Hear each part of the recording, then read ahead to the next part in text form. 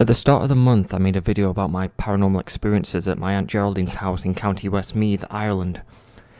I decided to put together some more minor experiences that I've had or heard over the years.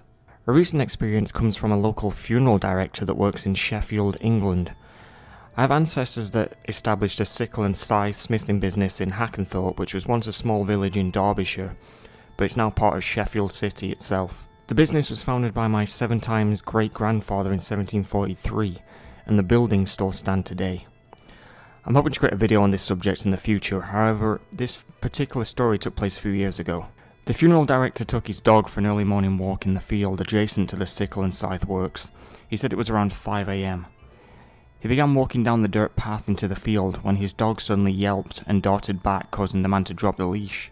In the distance in front of him, he could see a man emerging from the fog, holding what looked to be a long scythe. He was wearing clothes that resembled an old groundskeeper. The man did not speak, and the funeral director was more concerned about running after his dog. The incident never occurred again. Another one comes from my grandma. When she was growing up in Milltown Pass in County Westmeath, she went to a funeral of a local girl with her mother. A few days later, my grandma was walking home when she decided to take a shortcut through a field of wildflowers.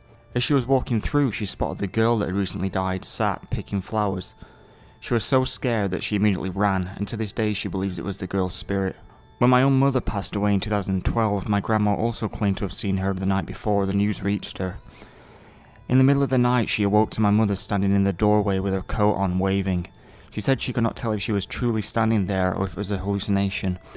However, the next day she mentioned she had a bad feeling and she began calling my mother frantically, not knowing that she had in fact passed away. Another tale involving my grandma comes from 2000. Growing up, my great-grandma would tell my grandma that when she passed away, she would come back in the form of a robin to watch over her. This tale is one heard across Ireland, as a robin is believed to be the soul of loved ones that have passed. My great-grandma passed away in 2000, and my grandma once pointed out the window while cleaning the dishes. Stood on the washing line looking in was a small robin. She said he is there every day when she is at the window washing the dishes. Hope you've enjoyed these few small ghost stories, although I've never really had any truly terrifying paranormal experiences.